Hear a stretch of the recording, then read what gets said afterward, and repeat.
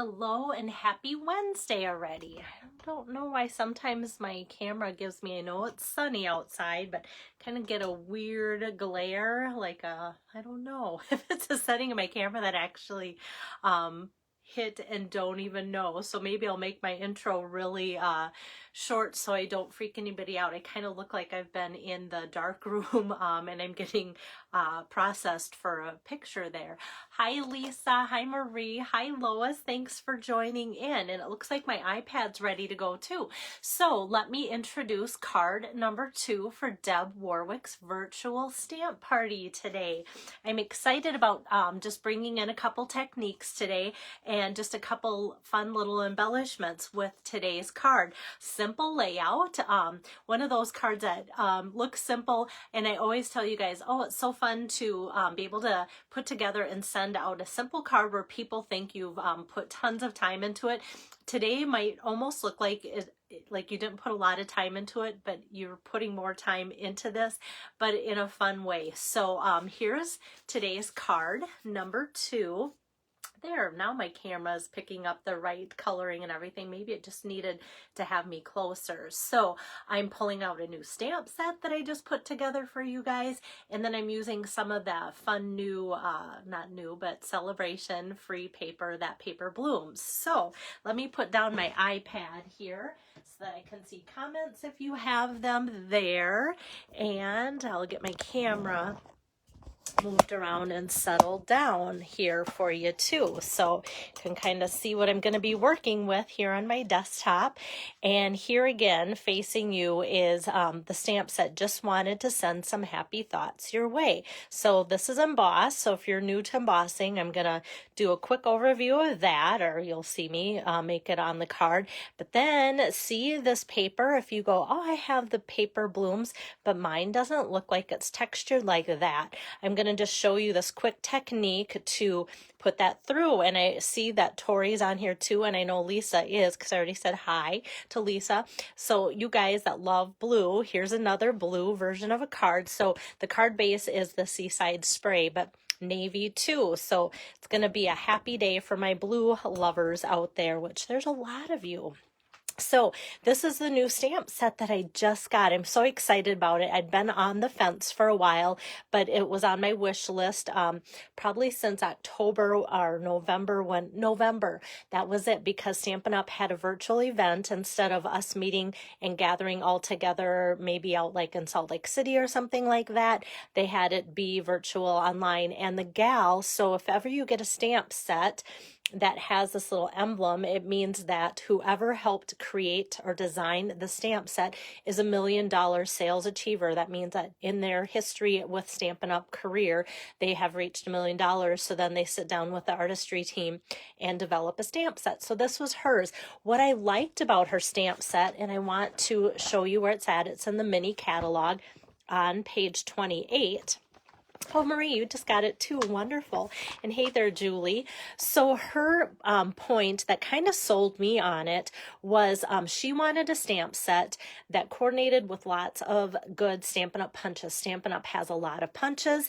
And so underneath here, there's the list of all this, the punches that it coordinates with. So everyday label punch, tailored tag punch, timeless label punch, story label punch. So, and those are all in the annual catalog. But I find is kind of funny is, I don't know, oh, there's the tag punch. I was like, did she use any of the punches with her sentiments? I wasn't sure about that after I was looking over the samples that they put in the catalog. Hey there, Deb. It's always fun to have the hostess on during your card making session. Great. So what I did love though was sentiments that we use often, especially a lot of you love thinking of you.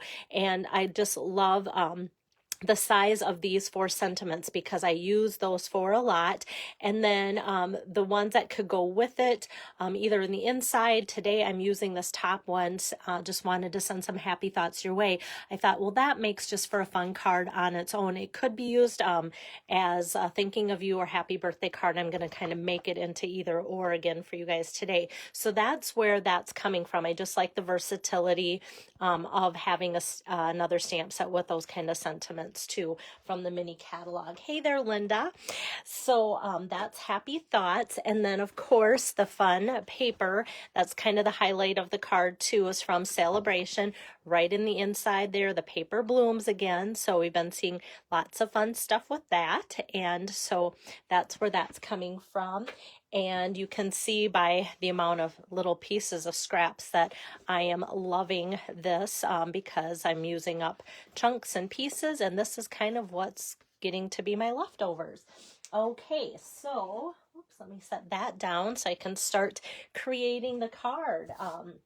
So like I said, my card base is Seaside Spray. So it's that light blue in color, 4.5, or excuse me, 4.25 by 5.5, folded this way today.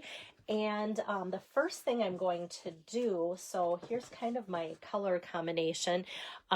White's just going to be for the inside, but navy to go with that, pulling out colors on here. And then this is the Rococo Rose, and so that's the pink that I'm going to show you in a little bit.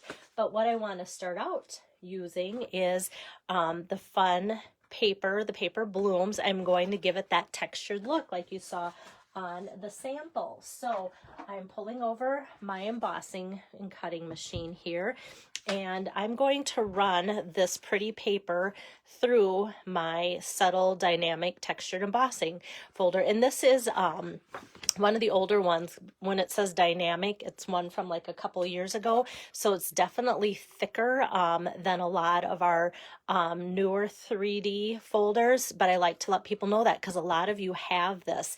So usually when I run these types of things through, I have platform 1. And then if it's 3D, then I get out my gray plate. That's going to be too thick if you have these really thick embossing folders. And you'll know by looking when it's the really thick ones. So I don't use that plate. Let me put this in the right way first. Whoops, and put the wrong plate down so I don't accidentally do that. So I'm going to put that down in there like so. And then all it needs is the platform 1, that thick one, and then just one cutting plate. So if you have the newer machine and wonder how that works, it'll still work. You just need a different plate to scoot that through. Hi, Diane. Hi, Janet. Yes, the new papers are wonderful. Okay, so putting that through the subtle embossing folder here, look at what that already pretty paper just kind of has like a nice textured wallpaper look to it, and just kind of takes on a softer finish. So subtle embossing folder, obviously you could use any kinds of embossing folder, but I just like how that just takes on a subtle look there too for our cards. So kind of fun. So I'm going to set that aside for now. And then I can go to the next step, which is going to be, let's see, let's do some stamping and embossing. I always have to think, what did I do on my card, and did I want to do it in that order for you guys? Because sometimes what I do doesn't make sense while I'm creating it, but don't we all kind of have to work out our kinks in our own way? And if we're making more than one, by about the 10th one, we get it down. Okay, so I'm going to use my Whisper White craft pad. And so this isn't in the catalog with all the other craft pads. I get asked that a lot. Maybe gonna switch gears. This was not in my lineup to show you, but a lot of people are like, oh, I didn't even know Stampin' Up! Had a white pad. So it is not with like the regular inks and cardstock colors. So you'll see, usually you see your regular colors on page 142 and 143, but if you go over to page 147, I like to point it out just because people like to know, there's the craft stamp and pattern refill. So that is item number 20 on page 147. And for doing this too, if you have a Versamark pad, that works just as good too. Sometimes I like to pull out my Whisper White craft pad when I'm embossing with white. I don't know if it's just me, but I kind of feel like it gives it a nice white, bright white look. So just going to ink up just wanted to send some happy thoughts your way. I want to make sure I've got a good amount of ink on there.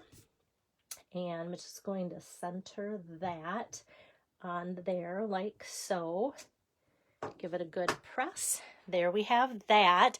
And it's not the brightest just because it's navy, and so that's a darker cardstock. So this is where heat embossing is going to really make this pop. So I'm just going to pour this over my tray here. And I always put a generous amount of embossing powder on, because you can always get rid of any excess easily, but then having it well covered is always good too. So let me get my heat tool here, and it only takes a little bit to get that warmed up, and then we can start embossing. I'm gonna put my powder over there because we all know what happens when you have powder in a place it shouldn't be. Okay, so let me heat this up. I feel like I haven't embossed for a while. I kind of go in spurts. I do more of it throughout the holiday season because it's so fun to do golds and silvers and such, but it's such a fun technique. And I love embossing white. I didn't do any white on red for Valentine's, but usually I do something with that. It's just kind of fun to have the white pop on the darker colors. And it's not as dramatic as like silver or gold either when it pops on the camera anyway. It's easy to see in person, but for you guys, it's not as easy to see that, you know, dramatic effect. But you can definitely tell this is a lot brighter white than when I first inked it up with just the white ink pad. So that's ready to go. That can be ready to be assembled here in a little bit. And now I'm going to show you just these cute little accent pieces. I saw a card on Pinterest that kind of used these papers and different things, and they had an accent piece. It was from a die set that I didn't have, but I thought, you know what, these really add a lot. So what do I have in my stash that would be similar as far as using that type of layout with the actual paper that I'm using today and such? And so a lot of you, I remember, have been purchasing this year the Forever Flourishing dies, and it goes with a beautiful Forever Fern stamp set bundle. So there's tons of dies in here. So I almost thought about these tiny little pieces. They would look good, or you could actually fill in more with these. And I love it that they're all the same size. So if you want to run through several at a time to cut down on your cutting through the embossing machine, but I'm using this little guy from there. So before I assemble my card, I want to just run this through on my navy because that's going to be covered up by this anyway. So why not run that through that way? So I'm going to bring back my die cutting. Hello there, Diane. And let's see, now I need a little bit more layering. There we go. Got that to the right height. So I'm going to run one through on the Night of Navy cardstock there. And let's see, whoops. Every once in a while, I don't know if this happens to you, but it just wants to stick right there. And I know this cutting pad's well loved, but it's so flat for being well loved. I love using it. So then we're going to run that die through again with that Rococo Rose color. So I know a lot of you guys, if you cut and make a card, well, like today, here, let me pull this out. So your card base is 4 1/4 by 5 1/2, and then you'll do the next layer that's going to be 4 by 5 1/4. So when you cut that down, you're going to have a lot of these size strips. They're just those 1/2 inch strips from your matting and such. So I save a lot of paper. I every once in a while then go through and toss some, but this fits on there pretty good. It's not going to catch the very edge, but that's going to be tucked away into the card. So Lisa, you'll be so proud of me for using scraps today. And yet there's certain colors that I just end up with more scraps than other colors. So sometimes, like navy is one I use a lot of matte. So when I have scraps that size, I'm trying to toss colors I have a lot of. But those are two cute little pink and blue together. Love that. Let me set that aside. We don't need the die cutting machine anymore. And now I think it's time to just assemble and put everything together. So this kind of looks goofy at first, but it won't for long. Okay, so let me grab my seal tape here. Oh, and look how fun this is. I love this green paper anyway on the back side, but look how fun that looks now after that has been ran through with a subtle embossing folder. Just kind of gives it a fun look too. Yes, Lisa. Couldn't get better today using navy, which you love, and scraps of paper.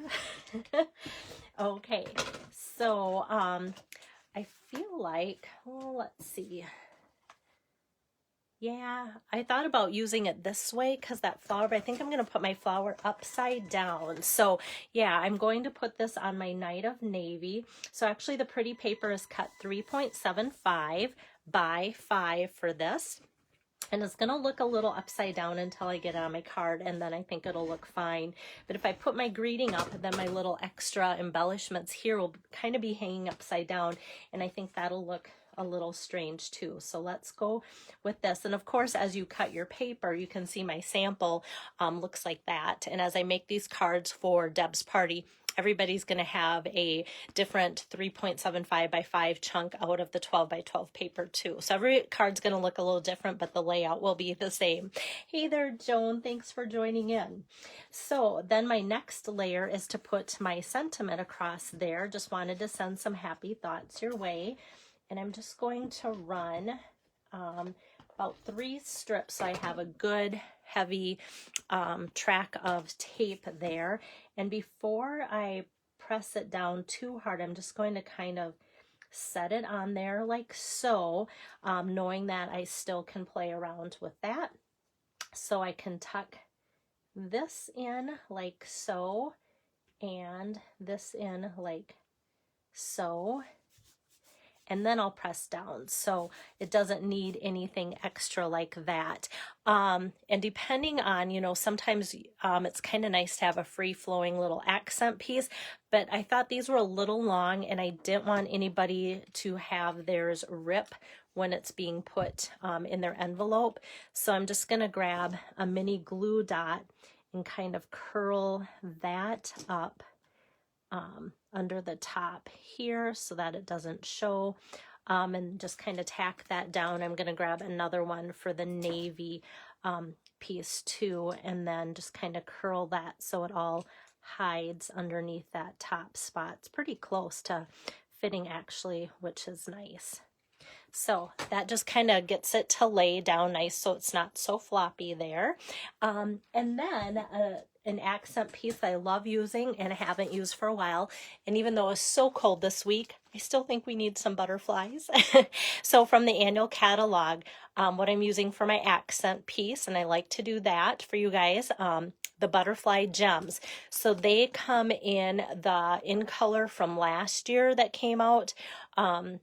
So these would be probably 2019, 2021 colors. So you've got your purple posy, and then you've got the terracotta tile, rococo rose, a lot of the colors that are in here, like the seaside spray and such. So I'm going to use 1 seaside spray and 1 rococo rose because those are the colors here that are in the card base and the little accent pieces and part of the paper too. So I'm just going to use my Take Your Pick tool, and that little tacky end here is perfect. So I'll just glide one of the butterflies off there and one of the butterflies off here. And what I love about it, it kind of just ties in this to this little accent piece too and makes both of it a little bit more showy that way. Hi there, Shelly.